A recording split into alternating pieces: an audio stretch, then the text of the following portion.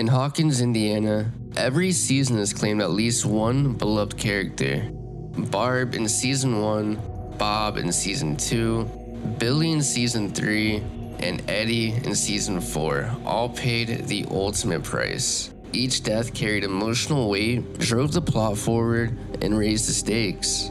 As Stranger Things approaches its final chapters, the show must deliver its most devastating loss yet. All characters went out as noble heroes. Yes, even Barb in her own way. I mean, she did wake up Nancy to the possibility that the Upside Down even existed, which kinda snowballed into direct action being taken against it. With the evidence of there being one true hero left, buried in 4 seasons of foreshadowing, points to one heartbreaking conclusion. Steve Harrington will die in Season 5.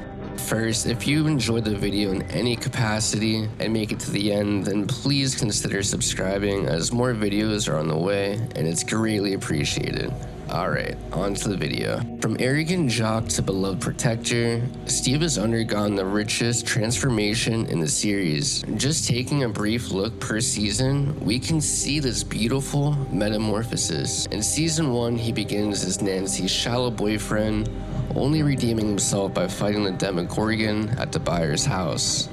Season 2, Steve accepts his babysitter role, defending Lucas, Dustin, and Max with his iconic bat. Season 3, he endures torture at the hands of the Russians and becomes Robin's closest friend. And then Season 4, he nearly dies in Lover's Lake, then dreams aloud of a family-filled future with Nancy. In storytelling, this type of arc, the selfish jerk turned selfless guardian, often ends with the ultimate act of sacrifice. In media, we see in Lord of the Rings, and even in Avengers Endgame. If you know, you know. Now let's take a look at specific scenes from the show to highlight Steve's journey and to reveal what evidence we have leading to his death. Season 1, The Flawed Beginning. The graffiti scene. Steve's friends vandalize a cinema sign about Nancy. You know, calling her a whore. At first, Steve joins in the cruelty, showing immaturity and callousness. Later, he does regret it, foreshadowing his potential to grow and as somebody capable of guilt, remorse, and ultimately sacrifice.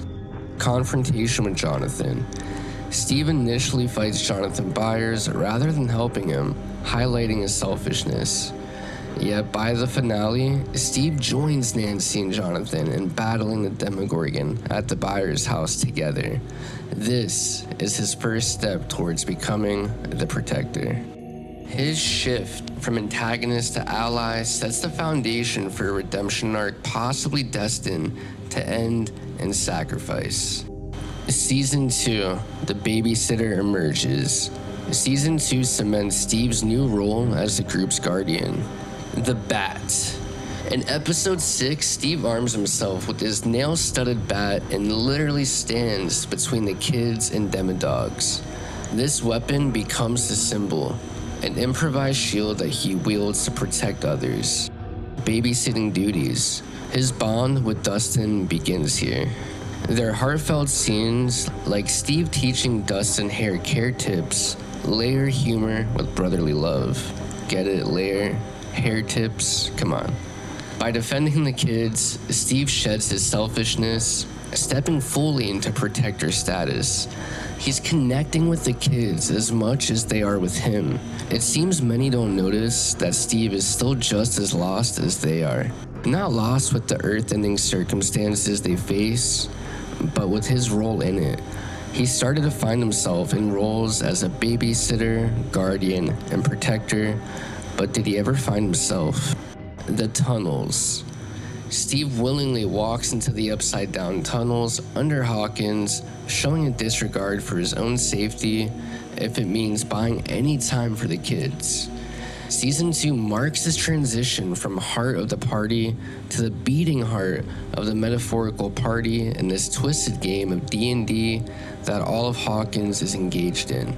The narrative begins hammering the same thing. Steve is always the first to risk his life. Now moving on to Season 3, the tortured hero. The Scoops Ahoy torture scene. Captured by Russian soldiers, Steve is brutally beaten. He refuses to betray his friends even when his life is on the line. His loyalty and physical suffering foreshadow his ability and narrative readiness for martyrdom, to be the one to jump on the grenade. Now for one of my all-time favorite Steve moments, Robin's coming out. In the bathroom stall, Steve's immediate acceptance of Robin's sexuality underscores his growth from shallow womanizer to compassionate friend. And this sets him up as one of the show's most emotionally selfless characters. He still struggles with losing Nancy and the thought that he was beginning to find a soulmate. Instead, he gained a best friend, and he was beyond elated to just have her in his life, by his side, in any capacity. W. Steve. Now we head to the Star Court battle. When Billy drives into the mall with the Mind Flayer, Steve's instinct is to get the kids out first, only later regrouping to fight.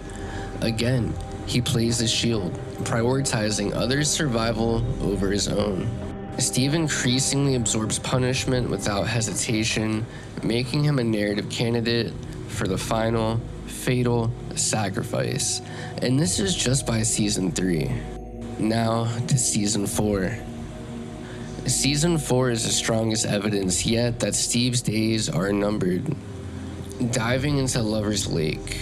Without hesitation, Steve is the first to dive into the water when they suspect that a gate is forming. This reckless bravery almost kills him when Demobats drag him under.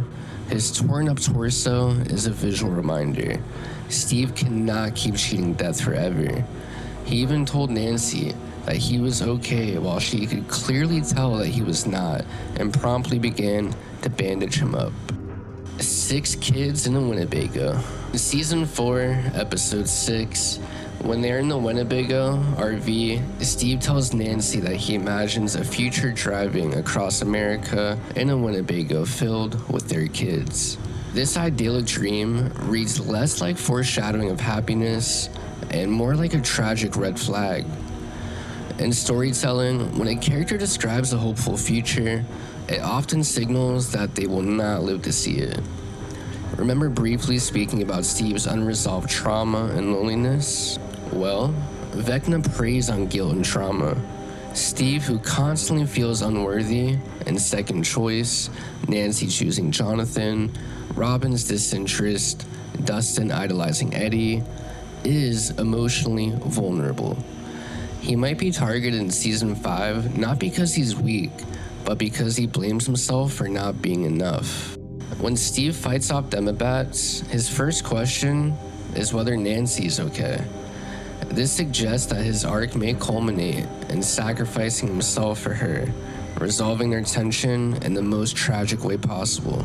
Every season 4 beat pushes Steve towards a point where his protective instincts almost cost him his life. Now for season 5, fan theories that fuel the prediction. The Dustin martyr theory. A popular Reddit theory suggests that Steve's gonna die protecting Dustin, cementing their big brother bond. In the season 5 trailer, we see Steve and Dustin in the Upside Down together. We know what Steve would do for his brother. Eddie's death already broke Dustin, but losing Steve would utterly devastate him, forcing him to mature and symbolizing the end of childhood innocence in Hawkins. Another user suggests Steve will most likely go out in a badass way protecting either Dustin, Nancy, or Robin. He's always the first one to dive into danger. The love triangle resolution theory. Some fans believe that Steve's death neatly resolves the long-standing Nancy, Jonathan, Steve triangle. Instead of Nancy choosing between them, Steve's sacrifice would remove the tension, letting Nancy and Jonathan move forward without guilt. Gross. Stancy forever. Another user suggests killing Steve ties up the love triangle, Mr. Hare dies a hero, and Nancy can finally move on. No. And then there is the Eddie foreshadowing theory. Eddie's season 4 sacrifice was widely seen as foreshadowing for Steve. While Eddie died saving Dustin, Steve may die saving Nancy or Robin, paralleling Eddie's heroic act but raising the emotional stakes by targeting a main cast member. Eddie was the warning shot. His death set up Steve's eventual fate. The redemption through death theory. Some argue that Steve, while beloved, has always carried insecurities about being second best. Nancy chose Jonathan, Robin isn't interested, Dustin idolized Eddie. In some way, Steve definitely saw him idolizing him over him. Vecna feeds on guilt and self-doubt, and fans believe that Steve could be emotionally vulnerable. His way of overcoming this? Choosing death on his own terms in an act that proves that he is enough, which isn't something he should have to do, but something he may think he has to do. Given these patterns, season 5 almost certainly puts Steve in a position where sacrifice becomes inevitable, dying to save Dustin. Their brotherly bond would make this parallel Eddie's death, but more devastating because Steve has been with us since season 1, dying to save Nancy. His confession about wanting a family with her would come full circle if he dies protecting her, leaving her shattered but solidifying his undying love. Dying to save Robin. Symbolically perfect, Steve's greatest friendship closes with an act of pure, platonic love, the opposite of his shallow season 1 persona. No matter the specifics, Steve's loss would provide the emotional vessel for the finale. It would be a vessel for me that would sink and sink until it hit the depths of the Titanic. Steve Harrington's arc is too carefully crafted to end with quiet survival. From his bat-wielding defense of the kids in season 2 to his torture in season 3, his near-death and confessions in season 4, the show has been writing his death for years. Hell, he almost didn't make it past season 1. Each scene pushes him closer to martyrdom, a sacrifice that would devastate Hawkins while completing his evolution from arrogant teenager to ultimate protector. If Stranger Things has taught us anything, it's that the characters who shine the brightest burn out the fastest. In Steve Harrington, the babysitter, the shield, the friend, the would-be father figure may soon burn brightest of all. Dying not because the story failed, but because it reached its perfect, tragic conclusion. I really don't want this to happen. I've been an avid Steve the Harrington fan since season 1. He is my main in Dead by Daylight, and I just resonate so heavy with this guy. And although it would crush me to see him go, I think it's almost inevitable and would bring ultimate closure to his character arc. But if Steve does make it out alive in season 5, I will gladly eat my words. But if this cumulative fan theory and my words ring true, then rest easy, our pure, sweet Steagle. You truly are a king. More Stranger Things videos are on the way. I will include the Discord link if you guys ever want to talk Stranger Things outside of YouTube. And I still am planning watch parties for season 5. So get into the Discord. If you've made it this far in the video, I appreciate you so much. And thank you again for tuning in to Day Trip TV.